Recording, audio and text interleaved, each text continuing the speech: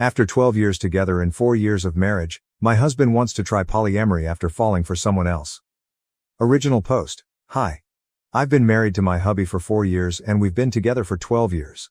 After a lot of financial struggle, we bought a house and we are now planning to get kids. A few months ago, my husband felt sick and had to stay home for a while. He decided to pick up an online game and started having weekly sessions with a group of players. Among them is a girl, 30, I think, and long story short, he fell in love with her. He broke down crying a month ago and admitted it. He told me it built up so gradually he didn't understand how he felt until it was too late. They started texting privately after meeting and eventually had one-on-one calls together. Then at some point, he said, she told him she was in love with him and he realized it was mutual. He said he told her it was impossible but loved her too. They tried to be just friends but they couldn't resist, and continued to show affection for each other. He showed me the texts, but also ventured into sexting. She asked if she could meet him face to face but he refused. So he told me all of this, apologized over and over again and told me he couldn't control himself and while he loved us both, it was me he would choose no matter what. I was still very upset and slept at a friend's that night to gather my thoughts.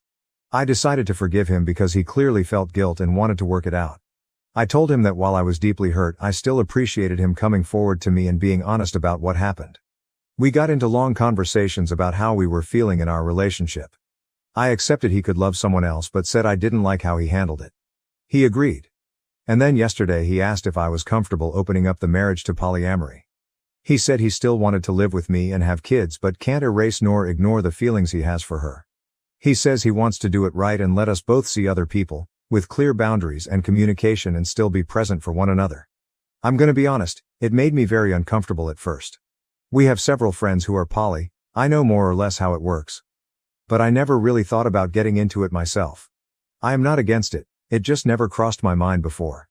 I am trying to think it through but it's a lot to take in. Sorry my writing is probably messy but it's kind of hard to focus. I guess it's too early to decide and we have a lot more to discuss beforehand, but still. Could you guys give me your opinions on this?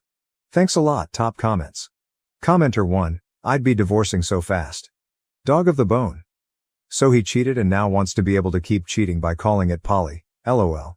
Come on, do not have kids with this man for the love of God, and if you have any self-respect you'll be serving him divorce papers as soon as possible. Sorry your husband is a cheating ass. Swamp Cats, you got married under the assumption you would remain monogamous. He is trying to fundamentally change the nature of your relationship. If I were you, I would drop any attempts at conceiving and figure out your next steps. Personally, I would not stay with someone who desired an open relationship. You need to decide if it's something you're willing to entertain or not. Update 1. First off, sorry I didn't reply to all your comments. I am very thankful for them. They helped me realize hard, but fair, truths about the whole situation. I waited for a bit to think about it all and had multiple long discussions with my husband. I wanted to confront him before making a final decision. To answer some of your questions, the other girl wanted to meet him, but they never did. Partly because my husband refused, but honestly, mostly because she lives too far from here. I still got checked for STDs though, and I'm clean, yay. As for our polyamory friends, they apparently were the ones who suggested he go down the polyamory road. I stopped talking to them for now. I'll deal with the bigger problem first. I told him his actions hurt me deeply and that while I appreciated him admitting his affair it was still infidelity. I told him what you guys said, that turning it into polyamory was merely greenlighting the affair after the fact. That polyamory should be built on mutual trust and communication, which he already broke. That I didn't feel respected. It destroyed him. He said he already knew, deep down, but didn't want to admit it, neither to me nor to himself. We both screamed and cried a lot. He finally admitted he wanted to open the marriage for selfish reasons. He is very sorry. He cut off contact with the other girl, let me fully access his computer and phone, and now wants to go to counseling to repair our relationship and marriage. He has shown me a lot of affection and attention since then, although he admits himself it's sometimes out of guilt and not just out of pure love. And now I want to make it work too, but, am I? Or is it a sunk cost fallacy? I don't know. Our first session is in 2 months, the earliest we could get, and every day I change my mind. Literally yesterday I wanted to leave him, while today I think it's worth giving it a try. Because we've known each other for so long, we understand each other on a very deep level, share a lot of interests and have already built so much together. He was there for me during hard parts of my life. He took responsibility for his actions and is really trying. Plus, if I leave him, I'd have to start my life nearly from scratch. Find a new place to live, go back into dating for the first time in 12 years. I don't want to lose everything. It sounds very hard and scary. Am I not too old for this? But at the same time, that's a form of denial, isn't it? It doesn't matter if those years were good, it's not going to be the same. Even if he gains my trust back, even if I forgive him, I'll never forget. I think he is genuinely remorseful, but isn't it too late for that? I am too empathetic. Him being present now doesn't erase what was done. Do I want to stay? Not because I still believe in this relationship, but because I don't have the strength to ask for a divorce. Because it's the easy choice, some kind of codependency. I have no idea. I can picture both paths clearly, and it's tearing me apart. I am lost, maybe even more than I was when I wrote my previous post. I've lost sleep and appetite, and I'm not sure I enjoy anything in my life anymore. I booked an appointment with a psychologist, for me alone, to help with this whole thing. I am sorry. At this point, I am rambling. I know I am the only one who can decide what's okay and comfortable for me or not. It's ultimately my choice and my choice only. The emotional hell I'm going through just makes thinking about that choice very hard and paralyzing. I'll go to both therapies and try to see what to do from here. I'll try to update, but it's probably going to take a while. I am sorry. I want to thank you again for your support, and I am sending you guys a lot of love. Edit. A couple of infos I should have mentioned but didn't because putting all of that into writing without omitting something is much harder than I thought. He cut off contact with her because once he told him he was married and wanted us both, she just ran away and broke up with him. There are times since then where my husband starts feeling sad or angry because of what's basically withdrawal. And for that he's smart, least sensible enough not to blame me. What kind of marriage did we have before this crisis? It will sound so naive. It's my first and only romantic relationship. We were very close and basically grew as adults together. We could talk about anything and understand each other. We shared the same values and interests. What changed? I think we got into a routine and he got bored.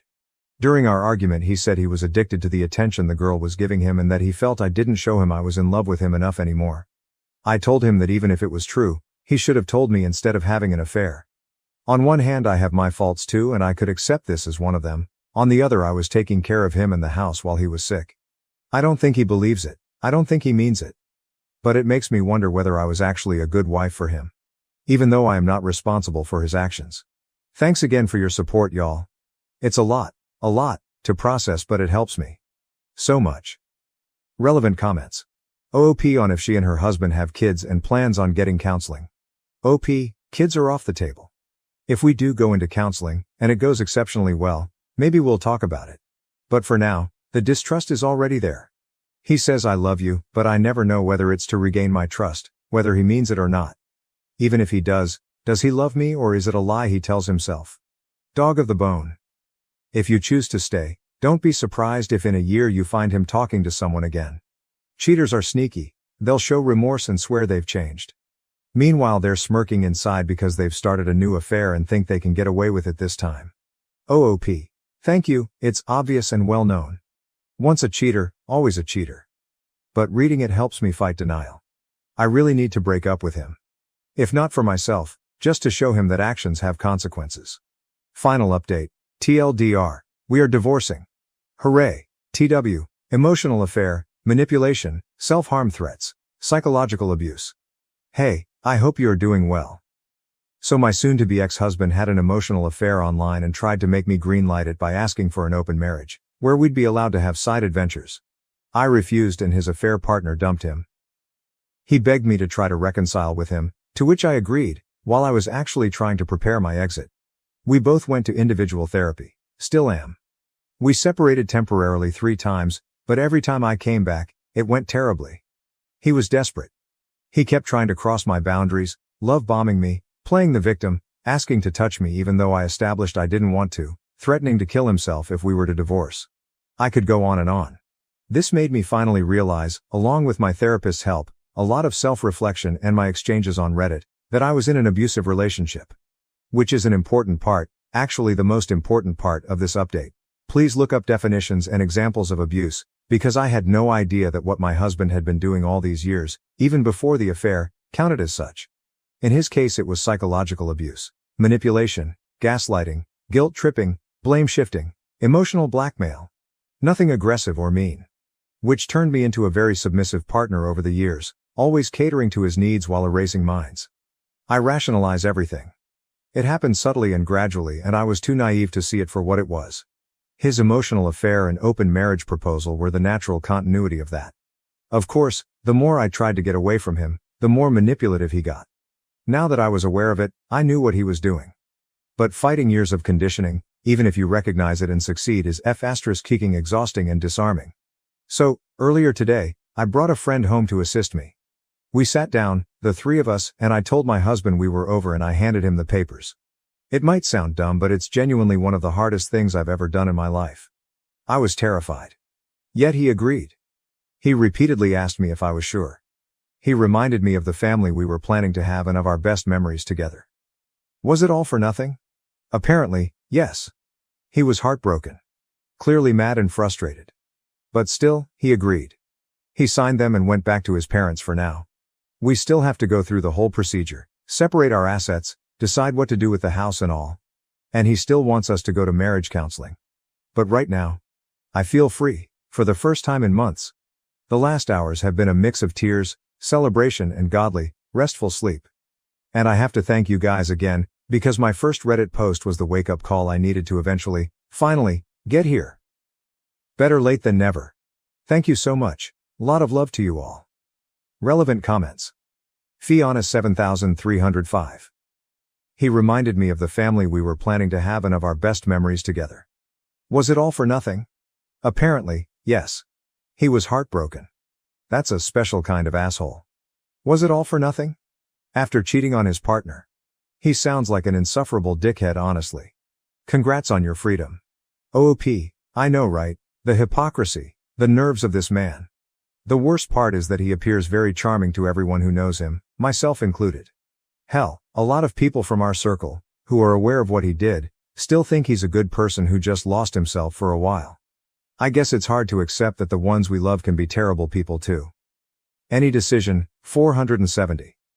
You have been through a long, hard journey, and it will take a while yet, but you are investing in yourself and your health and happiness.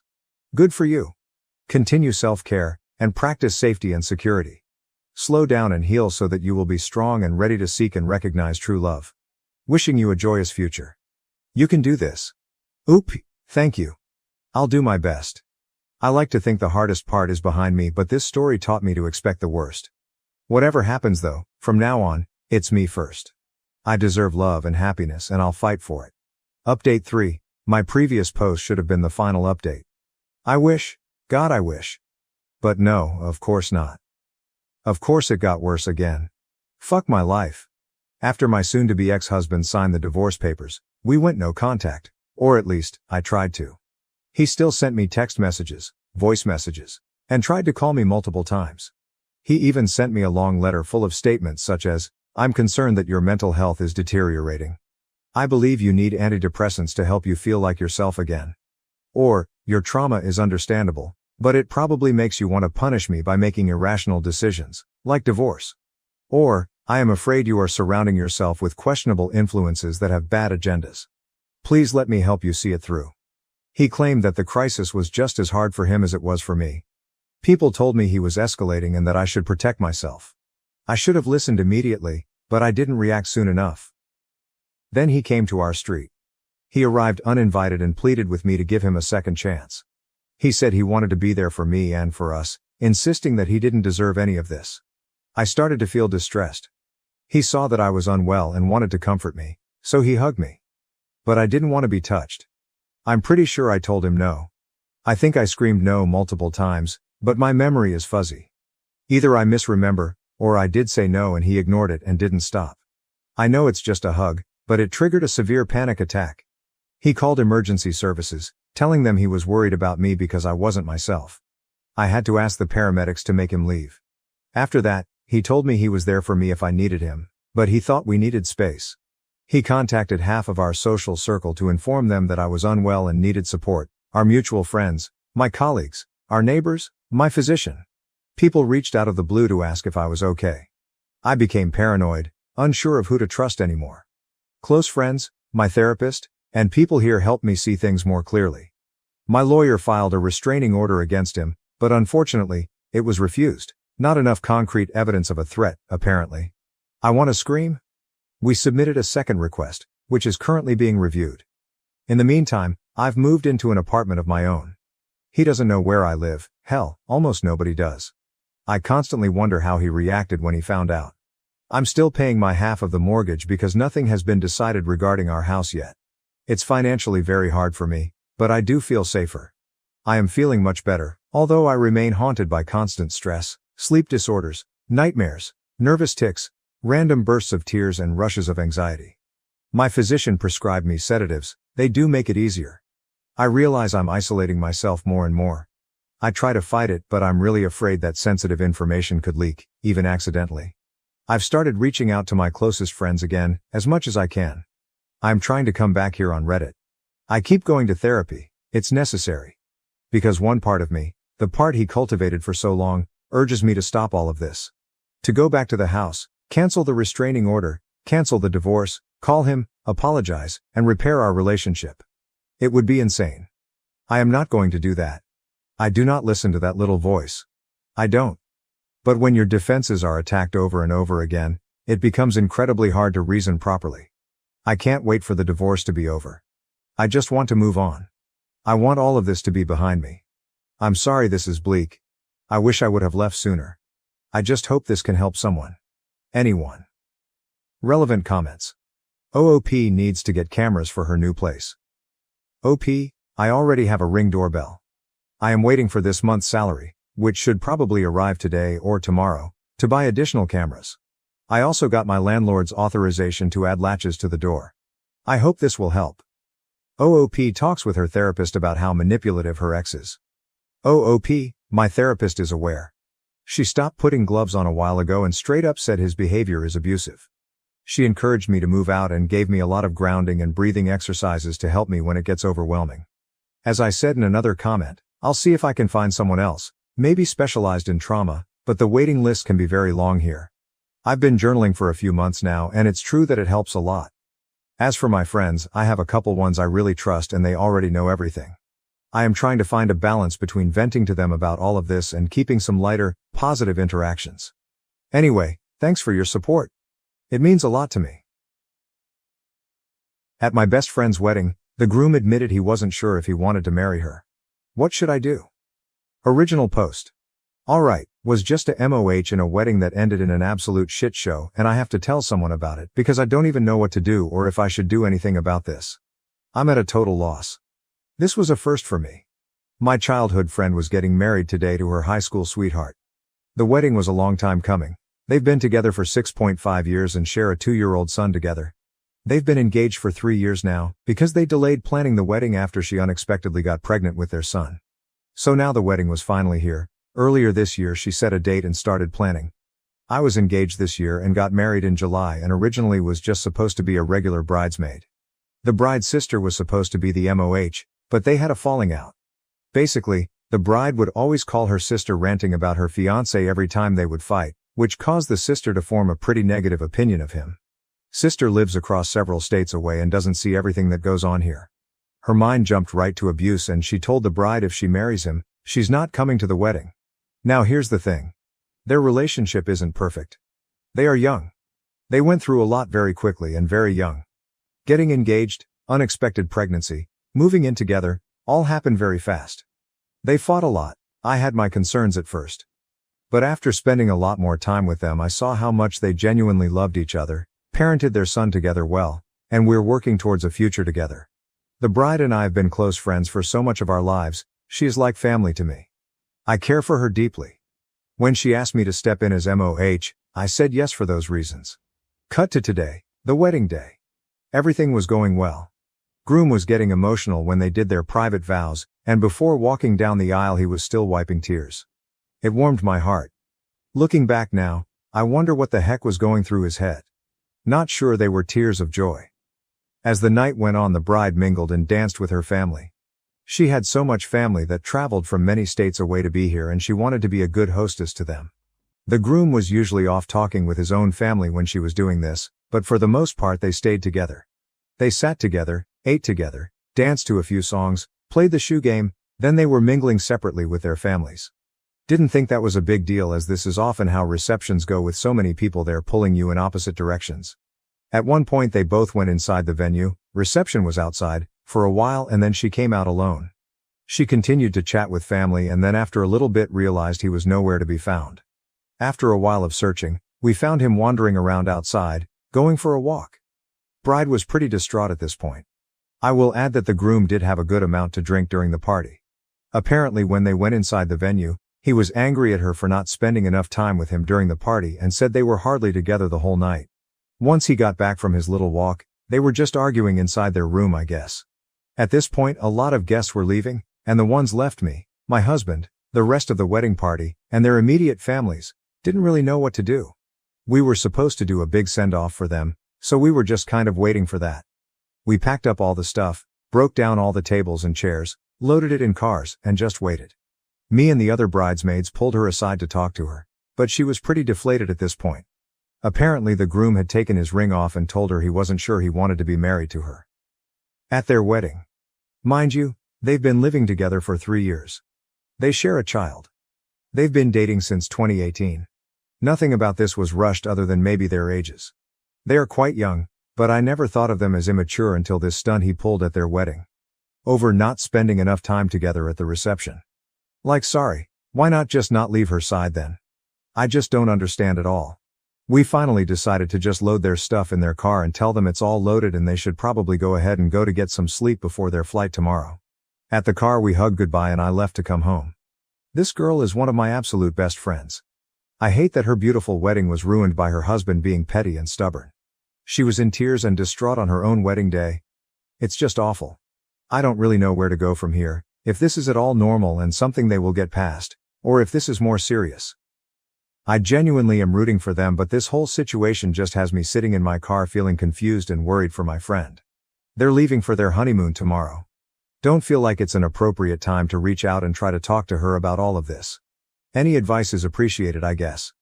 I'm thinking I check in via text a few times while they're traveling on the honeymoon, and make sure it's going okay, and make plans to see her when she gets back and we can debrief everything then if she wants to get into it. Starting to think the sister might have been onto something. Relevant comments. Night woman cometh, ooh. Lots of problems here, the SIS was onto something. If the bride is constantly calling her with complaints, fights, the groom is not a good fit for her. 2. The groom was drunk. This took his feelings from a 3, hey, can we spend the rest of the reception together? To a 10, you are dead to me because you are ditching me at our wedding night for totally reasonable reasons. 3. Sounds like this wedding spat was just a representation of chronic issues between them. If this relationship is going to last, they need to see a therapist. This is beyond your aid, unfortunately. Personally, I wouldn't text or say anything today or tomorrow. She is probably distraught. They need to work out some things on their honeymoon. Maybe check in with her when she's back, or she'll reach out to you if she needs advice. That's what I would want anyways, but you know her best, Warren Finn, literally this. I think when you said the sister doesn't see everything that goes on, I do, you're off. By a lot. You're seeing the smoke show. The sister is hearing about the reality. OOPC. I'll add a little context here though. I grew up with the bride, and besides her sister I'm probably the only friend she has that is her friend. I did not know her husband before they got together and still didn't know him super well before she got pregnant. Her other friends are all extensions of him somehow. His siblings and in-laws, his friends' girlfriends. I feel like a lot of the issue is that she needs more people to actually talk to. Her sister will always take her side. His family will always take his side and shrug things off as that's just how he is. I have just tried my best to be somewhat of a Switzerland presence for her. She knows I support her, but in that, I also support her relationship, and I know marriage is hard, especially with kids. So I try to support them both. Legitimate_cat 3435. I have so many questions. Just trying to understand the dynamics of this group. 1. In what scenario did she not grow up in the same house as her sister? 2. What were his parents doing at the reception, and were they aware of his hissy fit? 3. Is it safe to assume that his parents were still there at the end? 4. What were her parents doing at the end? 5. Who had their child? OOP half-sisters through adoption by the dad too. His parents sat at their own table and didn't seem to care about mingling with her family, but I don't want to jump to conclusions as to why. 3. His parents were still there at the end and his dad looked really disappointed when helping us load their car. I pulled his mom aside and asked her to go talk to her son because she may be the only one he listens to right now. She did talk to him and was the one who ended up getting him to come out of his room. IDK what was said. 4. Her parents were helping clean up and I don't think they knew the full extent of what was going on. They were still talking to guests. It wasn't until the next day when I talked to both of them that I realized they were not aware of what the groom said about being unsure about the marriage, taking his ring off, etc. They thought they had a little spat that got resolved quickly before they left. 5. Groom's mom had the baby most of the time and towards the end of the night he fell asleep in the groom's sister's arms. He went home with the bride's parents that night because they're watching him while they go on honeymoon. Update. It's been a week now and a lot of people asked for an update. Some people on my original post were very adamant this relationship was abusive, citing red flags, research evidence, and personal anecdotes that this story reminded you of. There were also several comments saying I was overreacting, the groom was just drunk, and they will probably be fine. I wanted to clarify some things from my original post. While my friend, the bride, does have her sister, she was the only child growing up in her house. In many ways she truly is an only child. She is at least the only child of her mother. She already had a small circle, her family lives all over the country and is not involved very much in her life. That was not the groom's doing. He did not isolate her. Secondly, I would like to clarify their ages, because I didn't mention them in my last post. They started dating at 15, and 16 and got married at 21 and 22.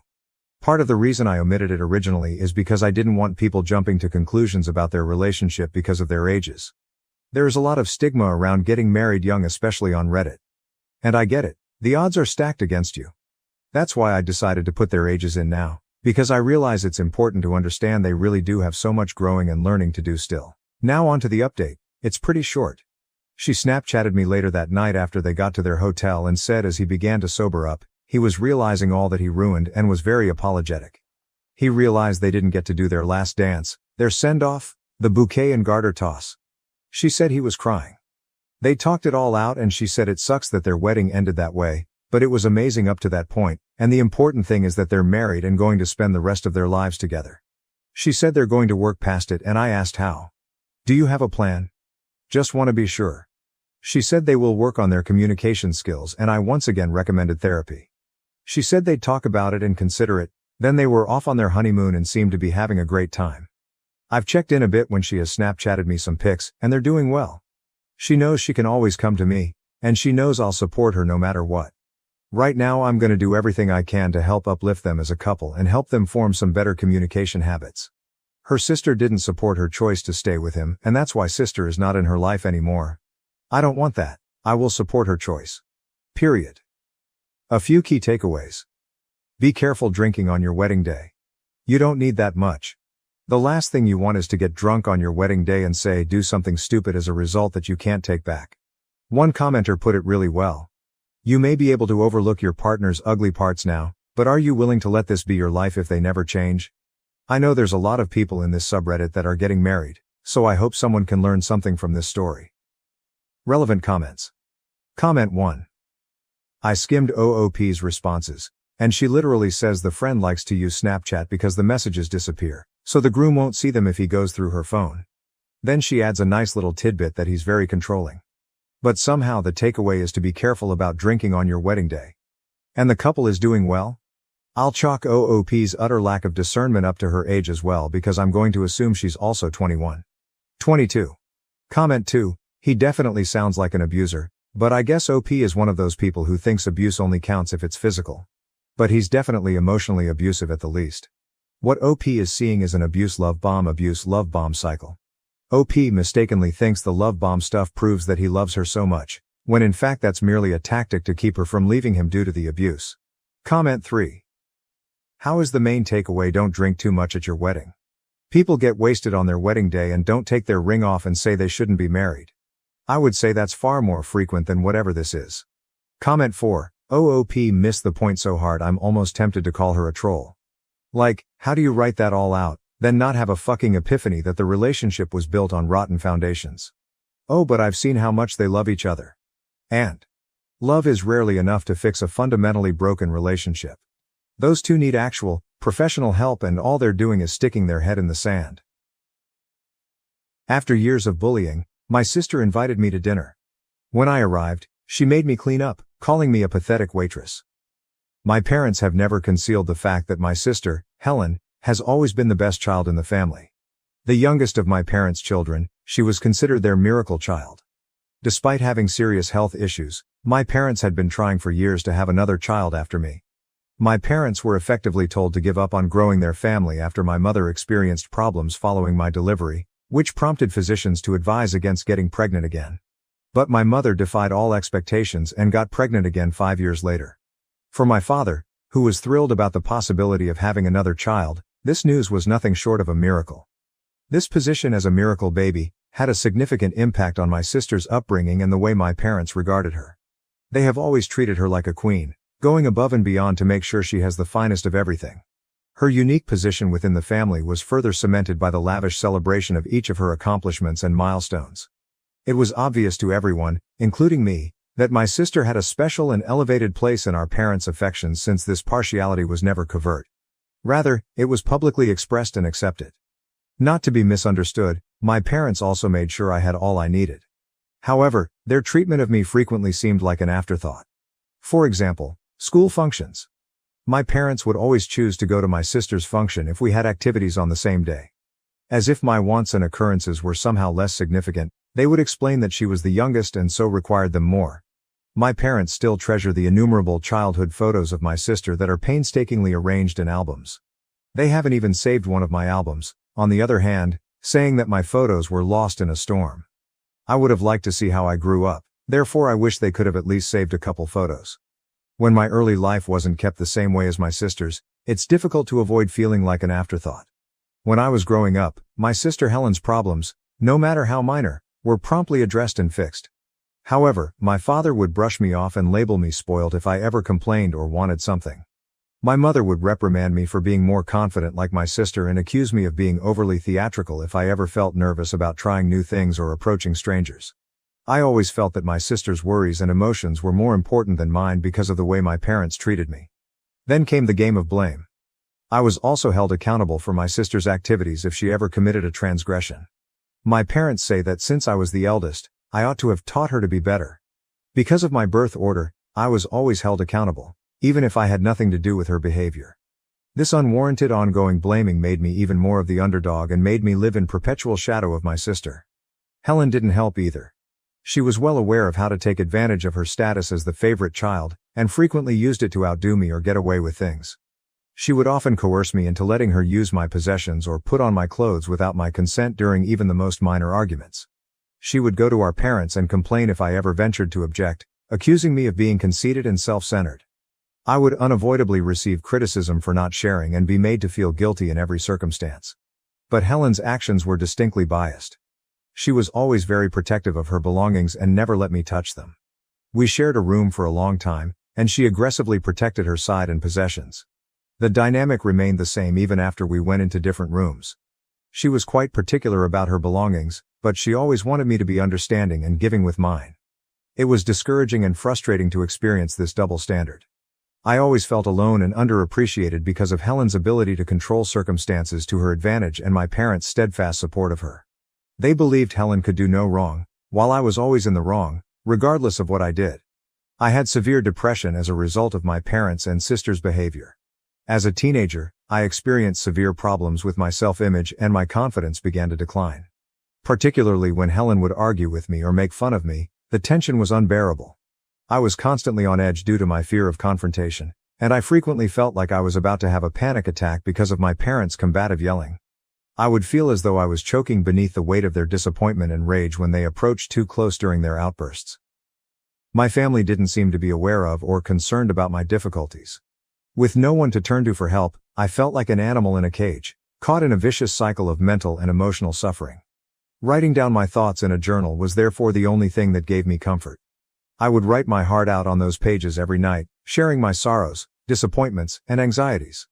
It was the only setting where I felt free to be totally open about my situation. It gave me some serenity and allowed me to process the pandemonium around me. Because I was worried that Helen may discover the journal and make fun of my weaknesses, I always kept it hidden beneath my bed. My worst nightmare came true one day. While I was out, Helen, who had a tendency of prying into my room even though I had repeatedly asked her to leave, discovered my journal. My one haven must have been violated when she read through its contents. My parents and Helen were seated in the living room with particularly serious expressions when I got home that evening. Given their solemn looks, I assumed there might have been a death in the family and inquired about their well-being. In order to speak with me, my dad asked me to sit down. As I obeyed, my heart began to race and I had a bad sensation in my stomach. Then, from behind her, my mother took my journal. When I demanded to know what she was doing with my journal, my eyes dilated in amazement and disbelief. While my mother gave me an unusually serious look and inquired as to whether what I had written actually expressed my innermost sentiments, Helen simply grinned, taking pleasure in my pain. I felt completely exposed and deceived at that very moment. My notebook had been my lone haven, where I could vent my suffering and annoyance without worrying about criticism or mockery. My deepest innermost thoughts were now exposed to the very people who inspired me to compose them. I was overcome by the seriousness of the situation, and while I fought to react, I could feel a panic attack coming. Yes, it did reflect my thoughts, I said gently, adding that they had no right to read it. My father shook his head and informed me that they were really worried about me if what I had written was accurate. He went on to add that after reading my journal, they felt that I was a psychopath, who needed assistance because of the hatred they thought I had for them, and I gazed at them in confusion. I was shocked beyond belief. I had never said anything harsh about my sister or my parents in my whole journal. All I had done was write down the feelings and experiences their acts had given me over the years. But here they were, turning my sincere thoughts into something evil. For keeping a notebook, my parents began accusing me of writing such dark things, and even calling me a psychopath. My mother continued by accusing me of making things up to fill the book and saying that neither she nor my father had ever treated me in this manner. I needed serious help, she insisted, before I harmed someone. Helen went so far as to comment that she was ashamed to call me her sister after reading my notebook since my actions were clearly not normal. Retorting that I had done nothing wrong and that I had not written anything negative about them, I attempted to defend myself. I clarified that they had no authority to condemn me based on my personal reflections because the notebook was only about my life. My family, however, was obsessed with their story that something was wrong with me and didn't care about my explanations. In front of them, I felt so vulnerable and exposed. They seemed to have taken away the last remnant of my privacy and turned it against me. The very following day, my parents informed me that I needed serious help before things turned south, and that they would be taking me to see a psychiatrist. It was obvious that they perceived me as the issue because of the disdain and misdirected worry in their statements. I experienced a crippling sense of powerlessness and betrayal. Instead of admitting the pain and harm they had caused, it seemed as though they were intent on making me the issue and changing the course of events. I was deeply hurt by the betrayal, and their reaction made me feel even more alone and powerless than I had already felt. I felt quite uneasy and guilty at first when I started seeing a psychiatrist, as though I had actually done something wrong. I was ashamed to express my thoughts as I had accepted the notion that I was the problem in my family. My psychiatrist recognized my hesitancy and attempted to close the distance by using my notebook. I felt more at ease and was able to open up when she read entries from it and asked me questions based on what I had written. Since it had always been easier for me to express myself on paper than in person, the journal was a useful tool throughout our meetings. But as I was getting married to the love of my life, everything changed. My parents contacted me after learning about my impending nuptials via cousins and other family members. They were obviously shocked to be left out of such a significant event in my life. They made an unexpected call. They reluctantly expressed sorry for their previous actions and acknowledged their wrongdoings. Since I was going to have a family of my own, they acknowledged that even though they couldn't alter the past, they still wanted to make new memories with me. They pleaded with me to pardon them and let them share in this new phase of my life. Their apologies was a surprising turn of events that had me face a variety of feelings. I chose to forgive them and invite my parents to my wedding since I was starting a new chapter in my life. In addition, they asked my sister to come, but I flatly refused, and they didn't pursue the matter. In retrospect, I'm glad I invited my parents, who had a great time at the wedding. The decision seemed natural since they were truly thrilled for my husband and myself. Since then I've tried to occasionally go over to my parents' house for supper in order to catch up. I occasionally have to talk to my sister on these visits. She still attempts to enrage me by making insensitive remarks about my marriage or my family, but I always make sure to confront her conduct head-on and correct her. Helen has only grown more resentful of me over the years, particularly after learning that I get along better with my in-laws than she does with her husband's family. Her in-laws have never truly embraced her into their family and apparently still hate her. She tries to put them down by making subtle remarks about my spouse or my in-laws. She expresses her annoyance and discontent with her personal situation through these comments. Helen keeps making these harsh remarks despite my dad's repeated observations of her behavior and his request for her to cease. I was told I was pregnant 4 months ago. My spouse and I are ecstatic about the news. He makes twice as much as I do, so we agreed that I should take a temporary leave of absence to concentrate on the pregnancy. My spouse and my in-laws, who have been quite sympathetic and supportive along this process, fully back this decision. My sister was incensed when she learned that I had chosen to quit my career in order to stay at home with my unborn child. Because they needed both of their earnings to make ends meet, her husband never permitted her to be a stay-at-home mother, which was the source of her rage. Helen never had the opportunity to unwind or take a break during her pregnancy, unlike me. As a result, whenever we get together, she criticizes my choice to express her displeasure. She has referred to me as foolish, and suggested that being a stay-at-home mom is humiliating. On multiple occasions, I have just laughed off her comments and told her that I had years of experience and could go back to work whenever I chose. Helen, however, has attempted to manipulate the issue by claiming that I should never have given up on my profession and that my husband is being domineering. This strikes me as ironic because I chose to leave my job. I am aware that her attempts to discredit my choice are obviously motivated more by her personal discontent with her life than by any genuine criticism of my decisions. I have made every effort to avoid her in order to preserve my mental health and give my whole attention to enjoying my pregnancy. My sister contacted me a week ago to invite me to a dinner party she was throwing. She wanted my spouse and I to go, and she intended to invite her in-laws and our whole family. I viewed this dinner gathering as a welcome diversion and an opportunity to mingle, as I hadn't gone out much since my pregnancy. I was more motivated to go since I reasoned that my sister would probably pay less attention to me with so many people around. Although I consented to go, things didn't work out that night. My spouse had to work late into the night to finish some last-minute chores. He was already under a lot of stress and he kept apologizing to me for being late to work. I didn't hold it against him because I knew that these things may happen. We were already running late for the dinner party when he finally arrived to pick me up. I thought it was better to be late than not at all, so I chose not to cancel despite the delay. As soon as we got to my sister's house, I saw that most of the people there had already eaten dinner and were chatting casually.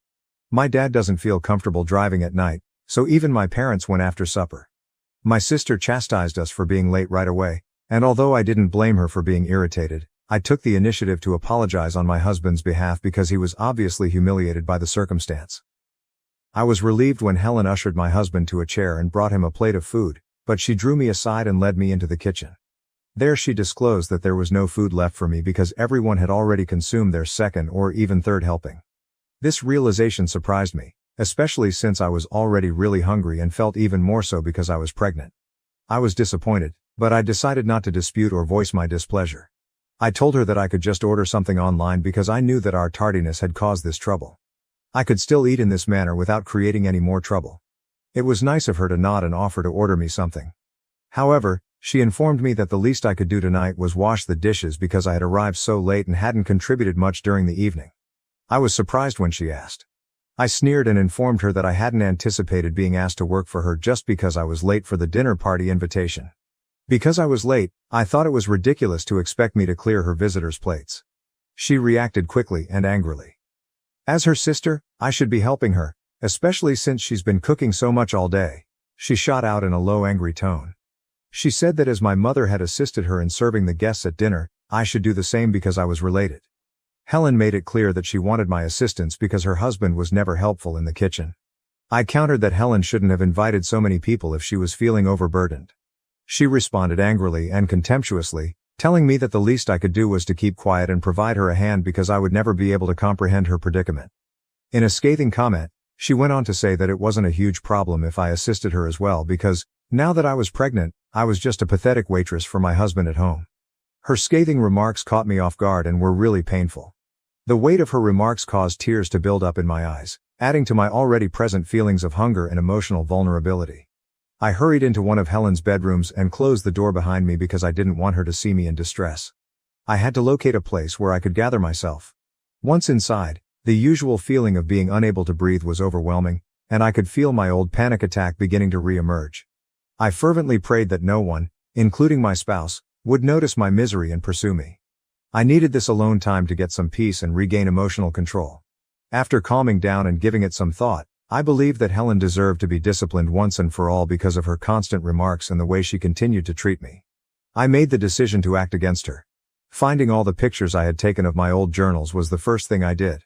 I took my journal with me when I left my parents' house, and throughout the years, I began to save pictures of the journal entries in my email so I would always have a copy. I was able to locate pictures of my old journal entries, which described all the humiliations and complaints I had suffered at the hands of my sister years ago, thanks to this. Since my sister was only terrified of my brother-in-law, I decided to send him all the pictures before my husband and I departed that evening. I was aware that my parents would just chastise her for her behavior toward me, but she would never, ever change. I wanted Helen to go through a small portion of the humiliation that her husband rightfully inflicted upon her. I sent him a thorough letter outlining how Helen had been a major bully in my life. Helen had asked me to the dinner party, but I had to clean up after her and the other guests, I wrote in the message. I explained that she seemed to be jealous of my more thoughtful husband, which is why she was upset with me. In the hopes that he might better understand or take action, I tried to give him a clear picture of Helen's behavior and how it had affected me. Bill and Helen got into a heated argument as a result, as you may guess. Bill told our parents that he now saw Helen differently since he couldn't believe she had been harassing me for years. My dad has chosen to be a little more neutral, but my mother fully blames me for their argument since she feels that I went too far by exposing my sister. I have no regrets about letting my sister see her spouse. Update 1. For those who are curious, after learning what my sister said to me at the party, my husband is just as furious with her. He didn't know, but when I told him everything, he called my sister to vent his annoyance and correct her. I've never witnessed him so agitated, and Helen must have been really unsettled by his response. Additionally, he has made it very apparent to her that she should stop talking about our family going forward, especially since she is unaware of the whole truth. Update 2. My brother-in-law is furious with Helen since his own family has always thought she is egotistical and careless. Throughout their entire marriage, Helen had a tendency to place the blame for any argument or quarrel on everyone but herself. Because he loves her, Bill has been lenient toward her for a long time. But it was really eye-opening for him when I showed him my journal entries. He had never known our complex past, but he had always sensed that Helen and I were not particularly close.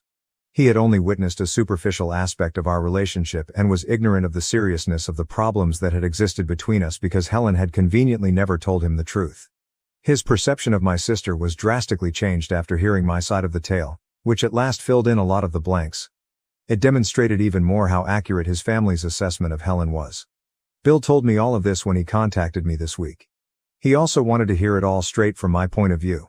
We had a lengthy phone discussion, and I was more than happy to talk. I described all the hardships I'd gone through as a child, highlighting the way my parents had always given preference to my sister. Before I nearly cut them off after leaving for college, I told my parents how my psychiatrist had attempted to address these problems with them, but they had never admitted their mistakes. My brother-in-law also talked candidly about his own interactions with Helen throughout our talk. He described how she would occasionally treat him similarly, but he had always dismissed it as just her being herself. Even though he was aware of his own shortcomings in their relationship, he was shocked to learn about the ways she had harassed me over the years, even as an adult. It has truly caused him to reconsider their relationship as a whole. Helen may be acting harshly toward their child behind his back, which worries him as well. Update 3. For the final time, I'm answering some of your questions. After the party, my sister wrote me a number of angry texts and, of course, blamed me for everything. My husband had to step in and stop her. She hasn't contacted me or spoken to me since. Second, my mom has insisted that I inform Bill that I over-exaggerated the events from my early years and apologize. I adamantly declined, stating that my husband and I would cut her off if she persisted in endorsing my sister's position. But my father knows why I did what I did. Finally, I'm not sure what Bill will decide about his connection with Helen.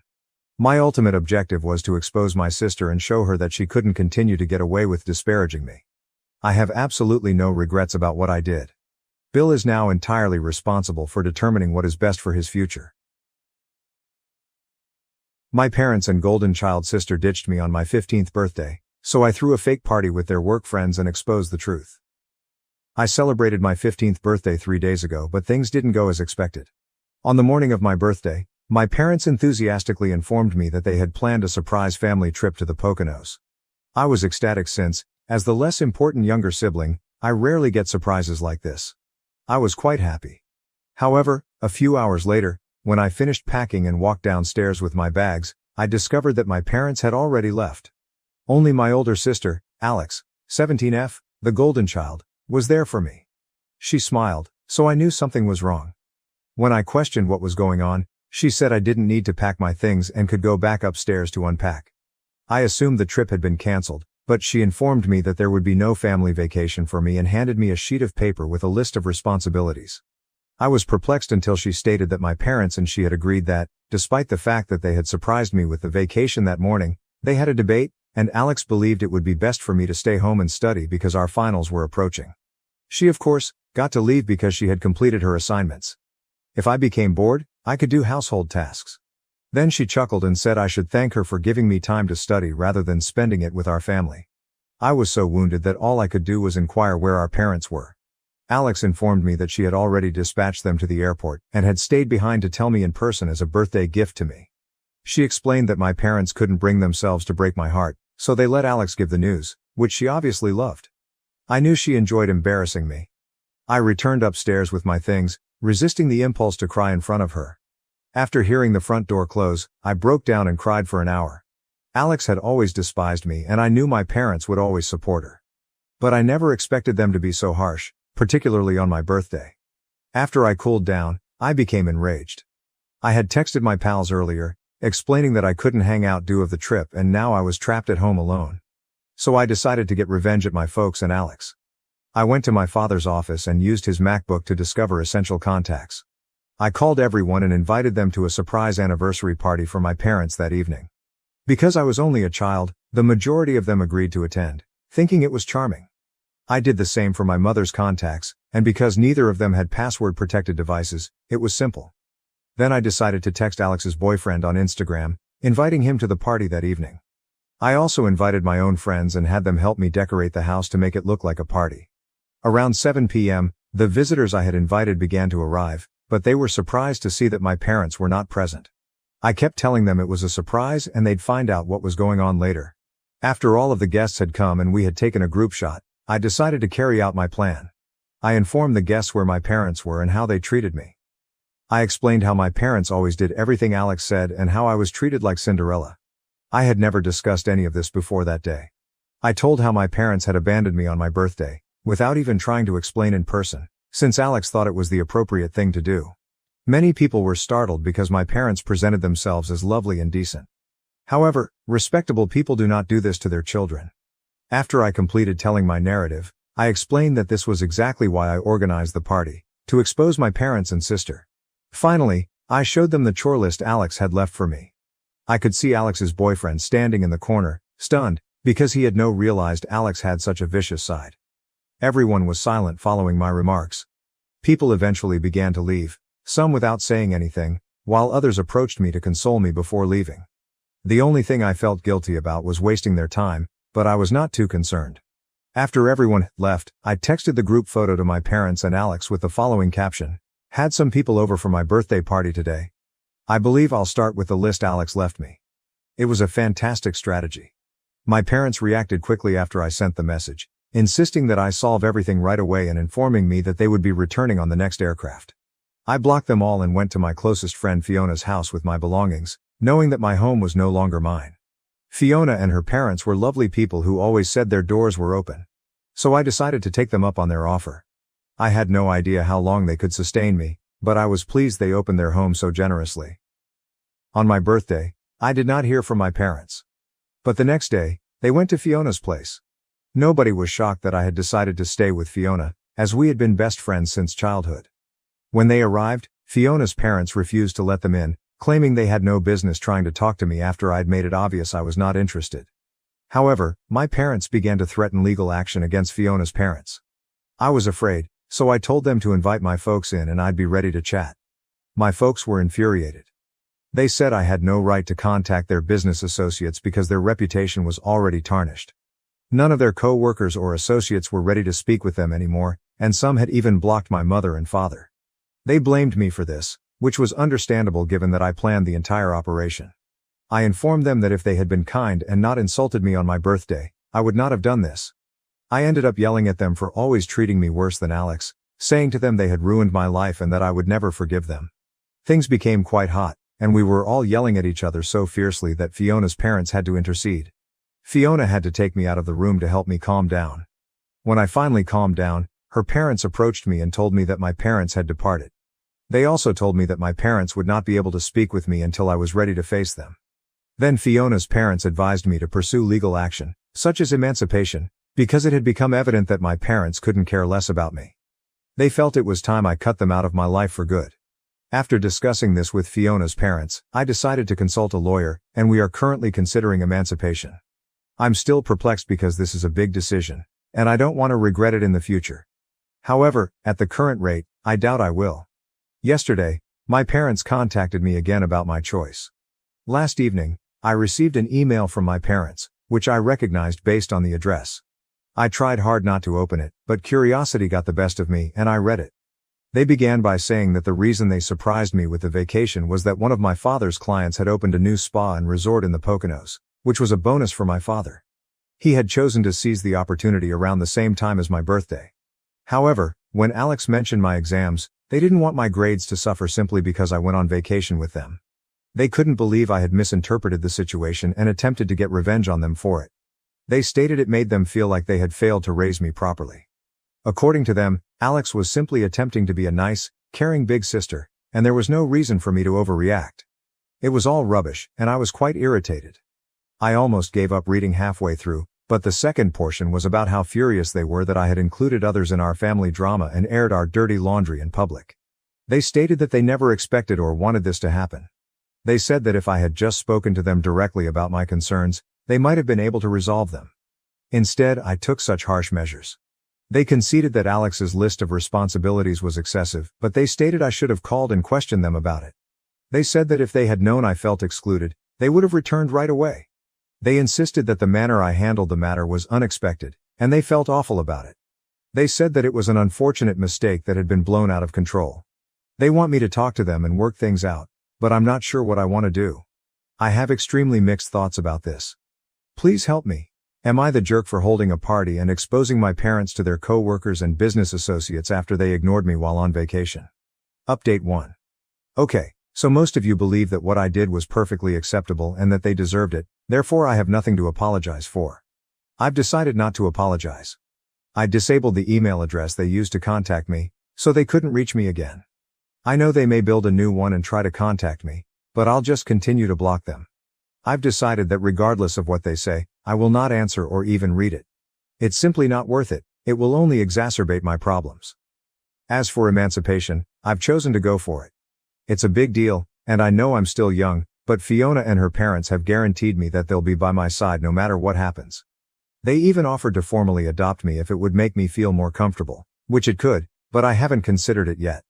We're now simply working on emancipation, and the paperwork is being completed as we speak.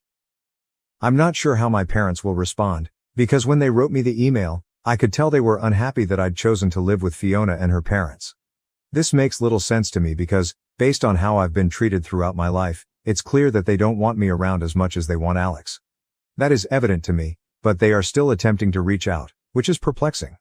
I have a feeling they only want me back to improve their reputation and image, nothing else. Right now all I can do is wait for them to receive the emancipation paperwork and see how they respond. It's been a few days since my post, and they haven't contacted me again after that email, so I'm not sure how they're feeling right now. I know things can't be going well for them because many people attended the party, and I've heard from others that Alex and her boyfriend split up. No one knows why, but me. Update 2. My parents received the documentation for my formal emancipation a few days ago, and they were not pleased, which surprised me.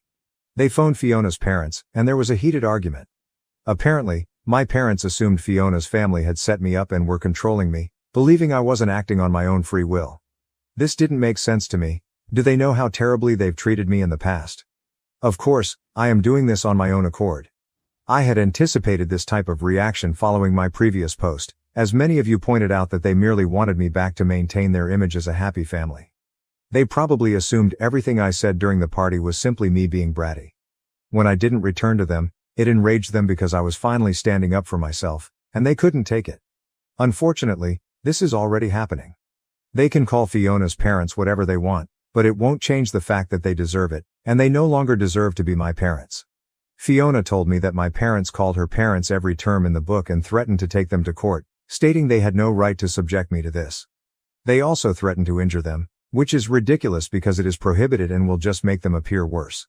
The way they spoke to Fiona's parents only confirmed what I already knew. They don't want me back out of love, but rather to improve their image. Fiona's parents were accused of attempting to destroy my parents' reputation by portraying themselves as saviors and revealing to the world that I had been abused. My parents vowed that they would not let that happen. They complained about how I was an entitled brat and that by supporting me, Fiona's parents were demonstrating that they were unsuitable to be parents themselves. If my parents truly loved me as a daughter, they would be more concerned about my well-being and would make an effort to communicate with me directly. Instead, they're shrieking at Fiona's parents, saying that they're trying to ruin their reputation. The thought that Fiona's parents would wish to ruin my parents is absurd. They only know each other through Fiona and me, so they have no motivation to compete. Furthermore, there's no comparison. Fiona's parents are far more prosperous, caring and sympathetic. My parents are so anxious about their image that they believe Fiona's parents are like them, incapable of actually caring for me and simply out to pull them down. I urgently want to inform my parents that Fiona's family isn't just pretending to be my saviors, they actually are. I needed to be saved from my parents. And if they had just realized it in the first place, they would have apologized for what they had done rather than attempting to create even more drama. But Fiona and her parents have given me specific instructions not to contact them, no matter how tempted I am, since it isn't worth it. I know they received the phone call from my parents a few days ago, and after arguing with them over the phone and giving me only the information they believed was vital for me to know, they informed me that they had recorded the call. My parents were extremely ignorant since this tape may be used as proof of why I deserve to be freed from them. They also asked me to consider whether I wanted them to legally adopt me or not. I ended up saying yes because I truly like them. And I know it will irritate my parents even more, but that isn't the major reason.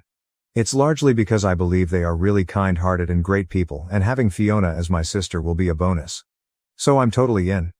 They informed me that they will speak with the lawyer again to begin the paperwork for that as well, as it may help with my emancipation case, knowing that I have better people to depend on and live with. To be honest, this is only getting better, and I am very grateful to them. Update 3. Hello, something terrible occurred today. Long story short, Alex beat the snot out of me after school. My last class, English, was conducted in the east wing of the school, and as I was leaving, she and a group of her pals literally cornered me. Unfortunately, I am always the last person to leave class since I am slow at gathering my belongings, and by the time I exited, most of the students had already left. When I saw Alex and her pals standing outside, I was a little afraid, but I didn't show it because it would only help them win. As I was about to leave the classroom, they came all up in my face and told me I couldn't leave. They forced everyone else in the class to leave and informed me that they needed to settle some scores with me. I tried to remain calm and level-headed so that my worry did not show, but they did not appear to care. Alex grabbed my arm and walked me outside while I begged at her to let me go, but everyone else was so noisy that I couldn't be heard. Then they carried me to the janitor's closet and forced me inside. I kept knocking on the door, but they stood outside, and even if someone heard me, they wouldn't dare to intervene because Alex and her pals are seniors with a bad reputation. After approximately 5 minutes, Alex let me out. But by then, practically everyone had left, leaving me alone with them. When the first smack landed on my face, Alex began yelling at me. She described me as selfish and ungrateful to our parents. Then came the real reason she was so angry. She accused me of being the reason her boyfriend broke up with her. She banged my head into the concrete, and I became disoriented.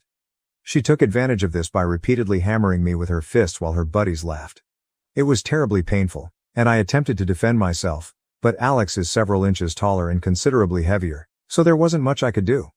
At one point, I just cowered against the wall, and she kept beating me.